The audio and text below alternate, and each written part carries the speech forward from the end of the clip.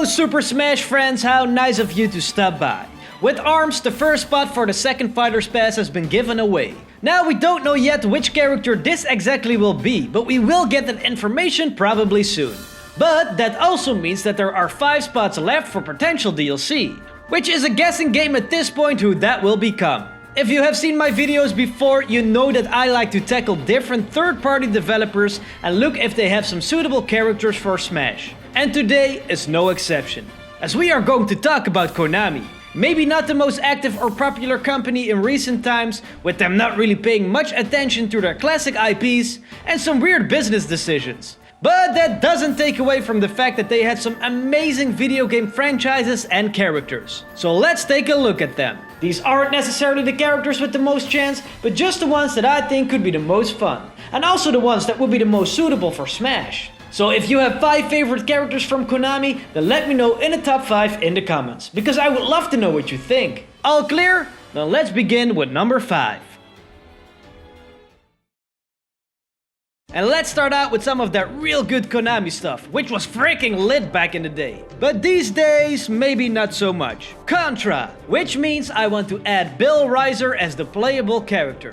As you probably know, you can play Contra with 2 people, which in my opinion is the way to get the most fun and maximum chaos. Which means player 2 will get to play as Lance Bean. And as these guys look pretty similar back in the day, I can imagine that you could use both as the same character with alternate skins in Smash. Although these days there are some significant visual differences. These 2 guys like to blast hard.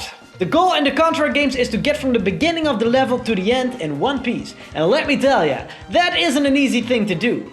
Difficulty differs between Contra games, but in general, they are considered to be pretty challenging. Luckily, you get a gun to defend yourself from crazy aggressive enemies that want to see you dead. By picking up different power-ups throughout the level, you can get different guns and bullets, like a laser, shotgun, or missile launcher. I can imagine that if they would be added to Smash, that's what their moveset mostly consists out of. Shooting different kinds of guns. They also have bombs to clear a lot of enemies at once, which could also be a cool special. Regular hand-to-hand combat could be used for their Smash attacks. Now, I did just mention that Contra isn't such good stuff at the moment. And that's solely because of the newest Contra game from 2019, Rogue Corps, which wasn't positively received to say the least. So, a more classic design for these 2 guys seems the way to go. But even if the latest game wasn't perfect, I still hope to see some more Contra. And an inclusion in Smash would be a great way to do that. Now for this one, let's go to a real classic Konami character, Twinbee, which is a game you can play with the NES online service on Switch. So let's boot it up and take a look at that character. Okay, it's a ship? How are we going to put that in Smash? Not to worry, let's go to the SNES with Poppin' Twinbee to get a better idea. You see? Much better. Twinbee is actually the ship, but it is piloted by a boy named Light. In the first game, it's actually someone else. It can get kinda confusing. But together they are mostly named Twinbee as well, so let's use that to make it simpler for us. In the Twinbee games, you are in a vertical auto-scroller, where you get attacked by spaceships and pineapples? In the meantime, you can shoot different kinds of lasers, throw bombs, and pick up power-ups to make things easier. Collecting bells is also a huge part of the game, with different color bells giving you different types of advantages. But you are probably thinking right now, how the living pineapple boy is this going to work in Smash? Well, luckily for that, we have the game Rainbow Bell Adventure, yeah! Just like with Pac-Man 3D games, this puts Twinbee in a whole different perspective, with a 2D adventure. And by giving him different attacks and moves that would translate perfectly in Smash, like a hammer, punch attack, and an actual freaking gun. He can also hover and make big leaps with a jetpack. I mean, that's a whole Smash moveset right there. Besides Twinbee, you also have Winbee and Gwynbee, who are super adorable. So they could work greatly as different skins or echoes. This really is a classic, and I think it would be pretty sick to give it a place in Smash. But would it be very realistic? Nah, I don't think so. But it would be freaking cute nonetheless. For number 3, I want to go to a character that you may or may not know. The protagonist from the game Suikoden, Durr McDowell. I say that because this is once again one of those franchises that Konami hasn't touched in a long time. Starting on the PlayStation 1, Suikoden used two-dimensional graphics, which made for a beautiful open world for you to explore. Besides that, it also contained turn-based action. The overworld could be traversed in a more top-down setting, something that you could expect from more RPGs at that time. This was a very special game, as it had a rich story which delved into the history and conflict of the Scarlet Moon Empire. Together with your group of friends or allies, you take it up against wild beasts in the overworld, or even the enemy army, with you, Durr, or whatever you decide to call him, being the leader of that gang. Now I think he could get a place in Smash. These games are loved by a large community, and although we haven't heard much about the franchise in a while, that doesn't take away that these games were doing incredibly well at the time. What makes Durr unique is that he fights with a staff, which I always believed would be something cool to have in Smash. You know, to mix it up with all the sword fighters and all that. A fast, agile character that could do some long-range attacks by swinging his staff around. Now, in the other Suikoden games, Durr wouldn't have the most central role anymore. But since he was the first protagonist, I think he would be the way to go. The music in these games is also insanely beautiful. And just for that, Suikoden should really get a presence in Smash. Do you like knights? Of course you do. They're awesome with their swords and armor and stuff. But you know what's even cooler? Knights with rockets. Oh, baby. So that gives us the perfect candidate for Smash. A Rocket Knight, aka Sparkster. This opossum saves his homeworld time and time again, while being equipped in his medieval attire. And like I mentioned, a rocket. This rocket can be used to give just that little bit of extra oomph to your attacks. Like getting a boost to dash forward, or making a massive leap into the air to get to new places. Starting with the game Rocket Knight Adventures for the Mega Drive, this little dude has been on a couple of quests throughout the years, which were actually incredibly fun. Unfortunately though, you don't hear people talk about this little guy often anymore. But that changes today. But that's just because I'm talking about him right now.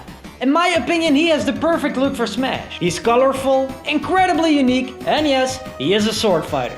But he would be something so much different than the other guys. I mean, he isn't a handsome anime boy, so that probably works in his favor. In 2010, we even got a new Rocket Knight game, so there's a relatively recent design to be found for Sparkster. Love him, hate him, but he surely would be something different for Smash Ultimate. I wouldn't mind getting him in. Although there are characters which probably have some more chance.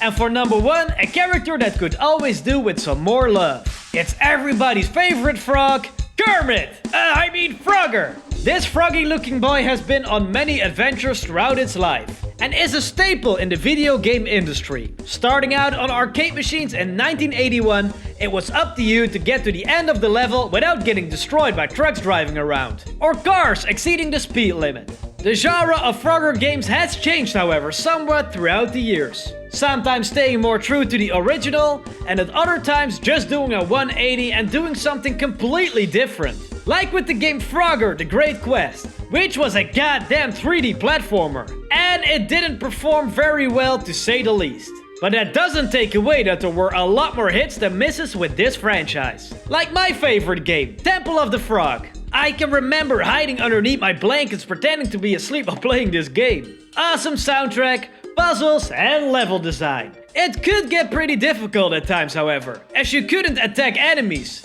But still, it was always a lot of fun. I think we can all agree that Frogger is an important part of video game history. But we also know that in most of his games you have to avoid obstacles and don't really attack enemies. So what would that look like in Smash?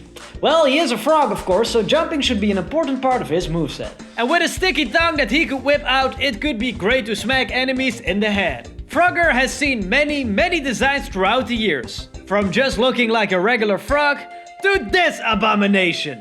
I think it would work better for him to be a bit more anthropomorphic, so he could make use of punches and kicks. And when he is running around, he could go a bit more froggy style. It would be something great for all those amphibian lovers out there. And it would make Smash an even richer game by adding another arcade classic.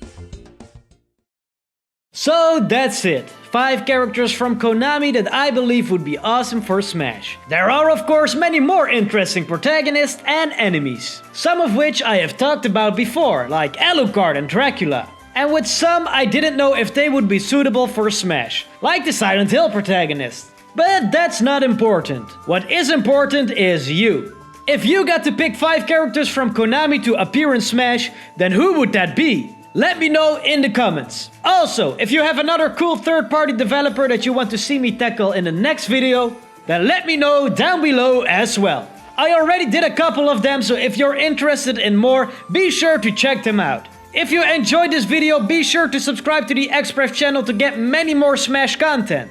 Like top 5s as these, or a breakdown about which ARMS character could get in Smash. All interesting stuff. If you want to have some fun and play some Smash matches with me, then hop on over to my Twitch channel to join in on some battles with the community. Link is in the description. Leaving a like on this video is also very cool. I want to thank you so much for watching, and I hope to see you next time.